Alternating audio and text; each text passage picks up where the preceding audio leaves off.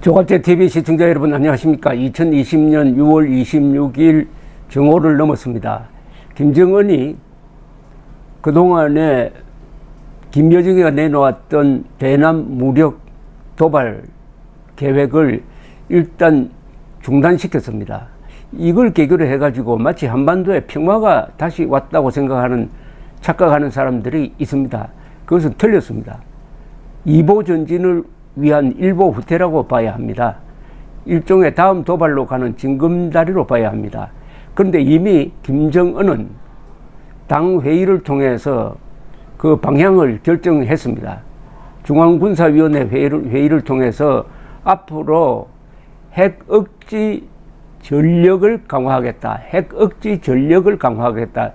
이 북한 용어는 항상 거꾸로 하면 됩니다. 거꾸로 해석하면 되니까 핵 억지 전력이 아니라 핵 무력 증강을 지속하고 강화하겠다는 그런 뜻입니다. 그리고 핵 전력을 격동적으로 운영하라고 그랬어요. 격동적으로 운영하라는 것은 도발 상황을 만들어서 세상을 시끄럽게 하는 격동을 통해서 돌파구를 찾자 이겁니다. 긴장을 조성하자는 겁니다. 이 방향으로 나아갈 것인데 이번에 대북 전단을 일종의 빌미로 삼아가지고 문재인 정권을 길들였다 이렇게 생각할 겁니다. 자, 다음 수순이 뭐냐인데 여기에 대해서는 전문가들의 의견이 거의 일치하고 있습니다. 다음은 SLBM 발사일 것이다. 잠수함 탑재 중거리 미사일 발사 시험을 할 것이라는 겁니다. 그 다음에 뭘 할 거냐? 핵 실전 배치를 선언할 것이다. 핵 미사일을 완성했다. 이전에는 실전 배치다. 실전 배치다. 이렇게 선언할 거라는 겁니다. 그래 놓고 그 다음부터는 우리는 핵 보유국이다. 앞으로 미국과는 핵 폐기 협상은 안 한다. 비핵화 협상 안 한다. 핵 보유국 대 핵 보유국 사이의 군축 협상을 한다. 이렇게 나올 거라는 겁니다. 그러니까 목표가 핵 실전 배치입니다. 이 핵 실전 배치를 한국이 받아들일 수 있느냐 없느냐인데 요 대목에서 생각이 좀 갈리는데 예컨대 지금까지 북한 분석을 제일 정확하게 해온 분인데 곽길섭 국정원 30년 동안 분석관 한 분은 핵 실전 배치는 지금 바로 막아야 한다. 어떤 경우에도 핵 실전 배치를 통해서 북한이 핵 보유국이 되는 것은 반드시 막아야 한다. 그것은 국가의 운명을 걸고 막아야 한다. 이런 주장까지 합니다. 예컨대 핵 보유국 선언을 한 다음부터는 완전히 북한의 위상이 달라진다 이거죠. 그리고 한국이 심리적으로 군사적으로 압도당하는 꼴이 생길 것이다. 그럼 어떻게 막을 것이냐? 만약에 핵 실전 배치를 하면은 한국은 미국은 어떻게 할 것이다 하는 것을 미리 최후 통첩식으로 알려야 된다는 겁니다. 그럼 핵 실전 배치를 하면은 우리는 무력을 사용하겠다든지 그 전에 때리겠다든지 하는 그걸 반드시 알려서 핵 실전 배치는 어떤 상황이라도 무슨 수를 써서라도 막아야 한다 하는 게 곽길섭 씨의 이야기인데 최근에 작고하신 유병현 전 합참의장 이분이 한미연합사를 만드는데 3파 역할을 했고 한국군에서는 백선엽 장군과 함께 가장 원로이시고 존경받는 분이십니다. 전략가시죠. 이 유병현 장군과 돌아가시기 한 몇 년 전에 인터뷰한 내용을 제가 소개를 해드리겠습니다. 이분도 북한의 핵미사일 실전 배치를 레드라인으로 설정해야 된답니다. 레드라인으로 설정해야 됩니다. 그것은 절대로 넘도록 해서는 안 된다는 겁니다. 유병현 장군은 아주 온건한 분이십니다. 절대로 금지선 이런 말 좀 처음 안 하시는 분인데 여기에서는 매우 단호하셨어요. 유 장군님은 북한이 핵을 소형화해서 미사일에 장착, 핵미사일을 실전 배치하는 상황은 절대로 막아야 한다는 생각이시죠. 이걸 하나의 레드라인 금지선으로 보십니까? 라고 물었더니 유병현 장군은 절대적입니다. 몇천 발 갖고 있는 미국과 북한이 무슨 상대가 되겠습니까? 우리가 문제입니다. 우리에 대한 압박이 심해질 겁니다. 그때 평화를 이야기하고 민족주의를 이야기하는 자들이 나올 겁니다. 종북 세력들이 가담해서 북한에 양보하자고 할 거예요. 제가 또 이렇게 물었습니다. 북한이 핵미사일 실전 배치한다는 상황을 가정한 다음에 미사일 방어망을 확실히 하면 어떻습니까? 유병현 장군은 거기에 대해서 부정적이었습니다. 발사 후 탐지해서 대응하기에는 너무나 근거리입니다. 100% 막을 수가 없어요. 제가 그럼 방공호를 많이 만들면 어떻습니까? 라고 했더니 유병현 장군은 안 됩니다. 북한이 만든 핵이라는 것이 클린 뉴클리어가 아닌 히로시마 같은 더티밤이죠. 방사능이 많이 퍼뜨려지는 아주 초보적 폭탄이라는 뜻입니다. 깨끗하지 못한 겁니다. 아무리 방공호를 많이 파고 준비한들 방사능 오염은 막을 수 없습니다. 일본의 후쿠시마 원전만 봐도 알지 않습니까? 북한이 인류를 생각해서 거기까지 고려한 핵을 개발하지는 못할 거예요. 더러운 핵폭탄으로부터 우리 국민을 어떻게 보호할 겁니까?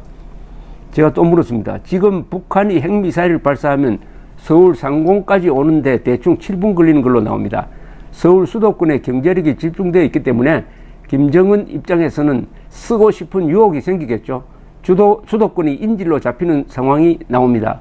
그런 상황이 되면 미국의 핵 우산도 작동할 수 없다는 거죠. 유병현 장군은 늦습니다. 그 단계에 들어가기 전에 제거해야 합니다. 북한으로 하여금 그 수준까지 도달을 하게 해놓고 협상하자는 것은 절대로 안 됩니다.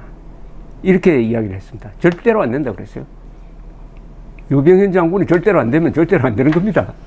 자, 그러면 어떻게 할 것이냐. 지금 문재인 정부는 아무 대책이 없습니다.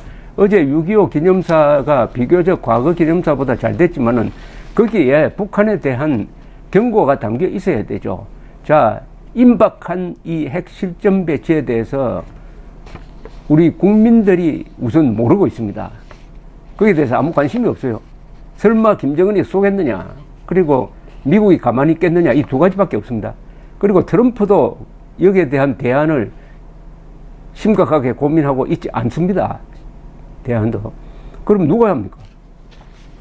미국도 관심 없고 문재인 정권도 관심 없고 국민들도 별로 관심 없고 유일하게 이 문제를 제기해야 될 쪽이 있다면은 한국 우파의 언론과 그리고 미래통합당입니다.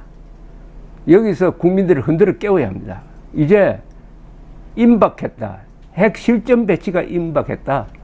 핵 실전 배치라는 것은 그동안 칼을 갈고 있다가 강도가 말이죠. 칼을 날이 서도록 잘 갈고 있다가 드디어 칼을 들고 문을 따고 들어오는 순간입니다. 지금 들어오는 순간이에요. 어떻게 할 것이냐. 여기에 대해서 이제 국가적 고민이 있어야 되는데 이 국가의 운명이 관계되는 겁니다. 더구나 이거는 핵 문제입니다. 핵 문제는 한 번 실수한다든지 서로 오판을 한다든지 하면은 도시 하나가 날아가는 겁니다. 더구나 이 핵폭탄 발사 단추를 누르고 있는 자가 합리적인 사람이 아니라는 겁니다. 합리적인 사람 아니고 뭘 할지 모르는 사람입니다. 저 문명국가의 핵 보유와 북한 농당 정권의 핵 보유가 결정적으로 틀린 것은 문명국가 중에서 핵 보유를 하는 나라는 그래도 합리성이 통하고 인류애가 어느 정도는 먹힐 수 있는 나라들입니다. 그렇지 않습니까? 북한만 빼고 안보리 상임이사국 5개 나라, 미국, 러시아, 중국, 그리고 영국, 프랑스, 그 다음에 이스라엘, 그 다음에 파키스탄, 그 다음에 인도죠. 인도. 남아공은 만들었다가 없애버렸습니다. 이런 나라는 그래도 야만적인 행동은 안 할 겁니다. 근데 북한은 알 수가 없죠. 근데 이 핵 발사 단추를 관리하는 게 얼마나 위험하냐 하면은 요사이 미국에서는 트럼프처럼 저렇게 믿을 수 없는 사람이 핵 발사 단추를 누를 수 있는 유일한 사람이라야 되겠느냐. 위험하다. 자기 개인을 위해서 누를 수도 있고 오판을 통해서도 누를 수 있는데 어떻게 한 사람에게, 단 한 사람에게 핵 발사 단추 누를 권한을 주느냐. 제도적인 보완이 있어야 된다. 그래서 페리 국방장관 같은 사람은 기고문을 통해서 이렇게 주장합니다. 트럼프가 혼자서 결정하도록 해서는 안 된다. 반드시 의회 지도자들과 공동으로 누를 수 있도록 해야 된다. 이렇게 주장을 합니다. 그러면서 위험성을 떨기 위해서는 지상 핵미사일은 다 없애야 된다. 물론 세계 협약을 통해서 없애야 된다는 이런 주장까지 하면서 이 위험성을 이야기하는데, 한국의 위험성은 어디 비할 데가 없습니다. 우선 또 김정은이가 위험하고, 그 다음에 수도권이 너무나 가까이 있어가지고 미사일 방어망으로는 방어가 사실상 어렵다는 겁니다. 어렵다. 그러니까 이거는 한 번 실수를 막을 방법이 없어요. 그리고 인구가 집중돼 있다. 그런데 핵실전 배치가 다가왔다. 그런데 한국 정부는 천하태평이다. 그러니까 미국 사람들도 가만히 있다. 미국 정치인 누가 나서가지고 가만히 있는 한국 사람들 대신해가지고 핵실전 배치하면 우리가 때린다 하는 이야기를 할 사람이 누가 있습니까? 결국 우리의 문제고, 우리 군의 문제고, 군 통수권자인 문재인 정권의 문제입니다. 자, 임박한 핵실전, SLBM입니다.